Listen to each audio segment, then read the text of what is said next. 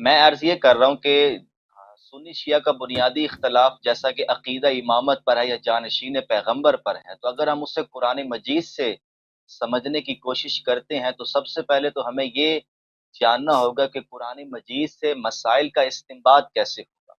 سب سے پہلے تو ہم یہ دیکھیں گے نا کون سی آیت قطعی الدلالہ ہے، کون سی آیت ظنی الدلالہ ہے، پھر اس میں مختلف اگر آپ تفاسیر کی طرف جائیں تو بعض مفسرین روایتوں کی روشنی میں قرآن کا مدعا واضح کرتے ہیں، اور بعض مفسرین عربی زبان کو سامنے رکھ کر، قرآن کے متن کو سامنے رکھ کر، اس کے لفظ کو سامنے رکھ کر عربی ترکیب کے پیش نظر اس کا مدعا واضح کرتے ہیں۔ تو یہ دو مختلف نقطہ نظر ہیں۔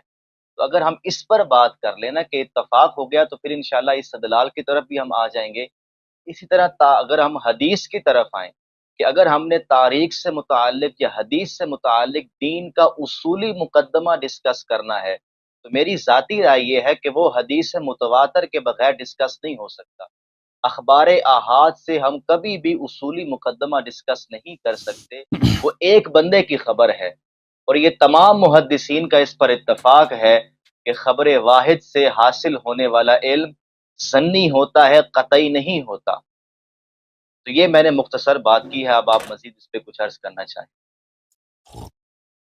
دیکھیں عزیزو، جہاں تک قرآن مجید کا تعلق ہے تو ہم بار بار کہہ چکے ہیں کہ قرآن مجید سے اہل بیت طاہرین علیہ الصلوۃ والسلام کی امامت کے ہمارے پاس بہت سارے حجج ہیں، اور اسی طرح اہل بیت طاہرین علیہ الصلوۃ والسلام کے خلاف جنہوں نے، ان کی جگہ جنہوں نے امامت کا ادعا کیا تھا اور ان کے حق کو غصب کیا تھا، ان کے متعین قرآن مجید سے واضح الفاظ میں ثابت ہے۔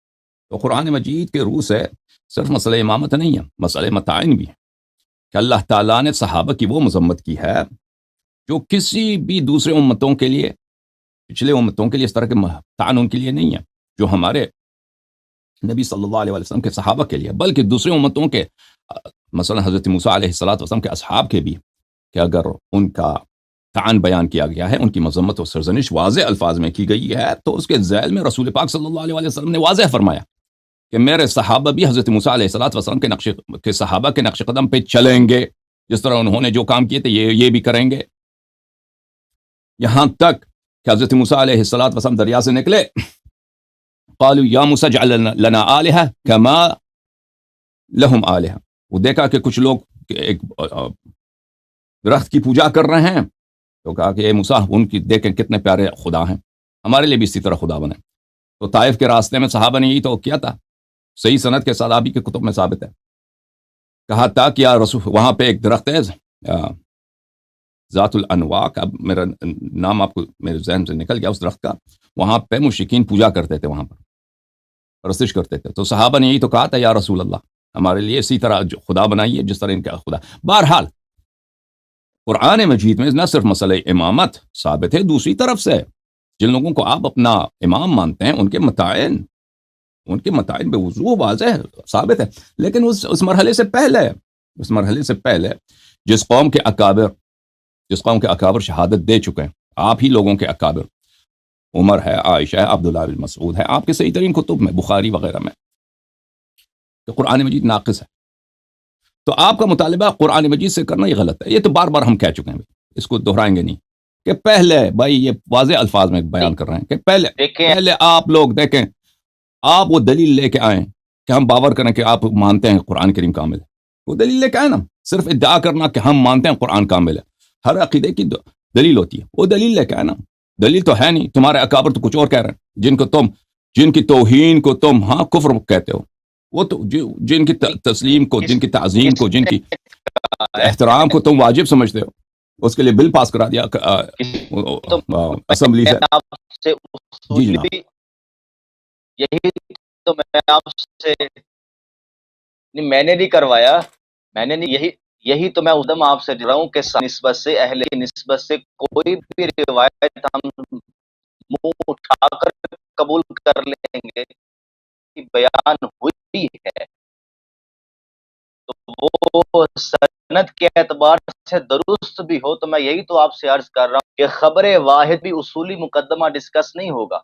قرآن مکمل ہے، قرآن ناقص نہیں ہے، امت کے اجماع اور تواتر سے امام کے قول بس سے قرآن مشکوک نہیں ہوتا. بس اب اگر یہی ہے ایسی نا. کوئی روایت موجود ہے وہ سند کے اعتبار ٹھیک بھی ہے تو وہ راوی کا بیان ہے نا.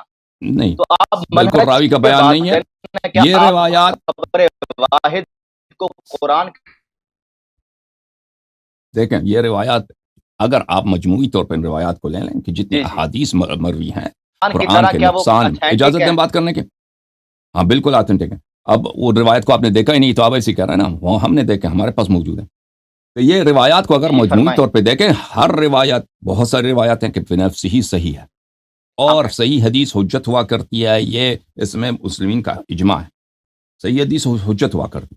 اچھا، یہ ہر خبر، اس میں سے بہت سارے اخبار ہیں جو بنفسہا ما قطع نظر عن حدیث آخر، وہ بنفسی حجت ہے. لیکن اگر ان اخبار کو مجموعی طور پہ لے لیں تو اس کے تواتر میں شک نہیں ہے. تواتر دو قسم کا ہے، تواتر لفظی، تواتر معنوی. تواتر معنوی وہ ہے کہ ایک ہی بات مختلف طرق سے مختلف الفاظ کے ساتھ آ جائیں. مثلا جود و خاتم، جود و حاتم، حاتم تائی جواد تھے. اگر اس میں سے ہر ایک روایت کو لے لیں وہ سب، وہ اس میں سے کوئی بھی صحیح نہیں ہے. لیکن علماء نے اس کے مثال یہی دیا کہ لیکن اگر مجموعی طور پہ لے لیں تو یہ اتنے مختلف اخبار میں آئے ہیں کہ اس سے اس کا تواتر ثابت ہوتا ہے کہ حاتم تائی، اس میں ان میں سخا تھا، ان میں جود تھا. اس کے بہت سارے مثال ہیں. اسی طرح اس مثال میں یہ بالکل بلا شک و بلا ریب یہ مسئلہ آپ کے کتب میں قطعی الصدور ہے. آپ لوگ اپنے عوام سے چھپاتے ہیں، اپنے طالب علموں سے چھپاتے ہیں، اپنے نوجوانوں سے چھپاتے ہیں. اجازت دیں بات کرنے کی، اجازت دیں بات کرنے کی. تو یہ آپ کا مخفی کرنا یہ کوئی دلیل نہیں ہے. یہ آپ کا اپنا جو ہے، وہ آپ کے مذہب میں بہت ساری چیزیں ہیں جو آپ اپنے عوام سے چھپاتے ہیں، ان کو پردے میں رکھتے ہیں. بلکہ آپ اپنے طالب علموں کو، علماء کو، ایک عالم دوسرے عالم سے چھپاتا ہے. وہ جو بڑے علماء ہوتے ہیں وہ چھوٹے علماء سے چھپاتے ہیں. کتب میں اس کو اس انداز سے بیان کرتے ہیں کہ کسی کو سمجھ نہ آئے. تو یہ ایک بات ہے. دوسری بات، جہاں تک احادیث کا تعلق ہے کہ ہم احادیث پہ بات کریں، دیکھیں عزیزوں، وہ احادیث جو فریقین نے روایت کی ہے، یہ کہہ رہے ہیں کہ ہم امامت پہ صحیح حدیث مانتے ہیں، ٹھیک ہے نا، فریقین نے روایت کی ہے اور صحیح رجال کے ساتھ روایت کی ہے، تو یہ بلا شک و بلا ریب جب پوری امت نے روایت کی ہے، دونوں فریق نے روایت کی ہے، یہ حجت ہے، یہ من گھڑت نہیں ہو سکتی. ان کے رجال میں اگر تعن نہیں ہے، ٹھیک ہے نا، اگر یہ دونوں فریق نے روایت کی، دونوں کتابوں میں موجود ہیں، یہ دونوں فریق پہ حجت ہے. یہ بات بہت واضح ہے. اب آتے ہیں، لیکن اس سے پہلے اب مجھے یاد آیا، آپ پچھلے پروگرام میں یہاں سے چلے گئے تھے، آپ سے سوال یہی کیا تھا میں نے، اور آپ نے کہا تھا کہ میرے بیٹری ختم ہو رہی ہے. تو اب آپ کی بیٹری شاید تازہ ہو، تو آپ کہہ رہے تھے کہ امامت منسوس نہیں ہے. منسوس نہیں ہے، ٹھیک ہے نا. انہوں نے یہ کہا تھا کہ امامت ہے کوئی نہیں، کچھ بھی نہیں ہے، نہ حدیث ہے، کچھ بھی، بس رسول صلی اللہ علیہ وسلم دنیا سے چلے گئے. آپ کا موقف، آپ کے فرقے کا یہ موقف ہے، کسی پہ بس نص ہی نہیں ہے. امام کس طریقے سے بنایا جائے اس پہ بھی نص نہیں ہے. بس اتنا کہا کہ 12 ہوں گے، اور یہ بھی بتایا قریش میں سے ہوں گے. بس یہ بے فائدہ احادیث میں موجود ہیں. اور یہ بھی کہا کہ بہت سارے فاسق ہوں گے، فاسق کی اطاعت کرنا، ان سے نزاع نہ کرنا. تو اگر قرآن میں بھی کچھ نہیں ہے، حدیث سنت میں بھی کچھ نہیں ہے، اور سب سے بڑا اختلافی مسئلہ بھی یہی ہے، تو آپ کے علماء سے، آپ کے فرقے سے یہ تو آپ جواب تو نہیں دے سکیں گے، مجھے معلوم ہے. اور آپ کے علماء جمع بھی ہو جائیں، جمع نہیں دے سکیں گے. تو آپ بتائیے کہ دین کامل کے ساتھ ایک ایسی چیز جو سب سے بڑا اختلافی مسئلہ ہے، سب سے بڑا اختلافی مسئلہ ہے. اور نبی کریم صلی اللہ علیہ وسلم نے حیات میں جتنے عمراء کو انہوں نے تعین کیا، جتنے عمراء کو تعین کیا، خود نص سے تعین کیا. کبھی بھی ایسا نہیں ہوا کہ کسی فوج کو بھیج دے، اس کا امیر تعین نہ کرے کہ پتہ ہی نہیں امیر کون ہے.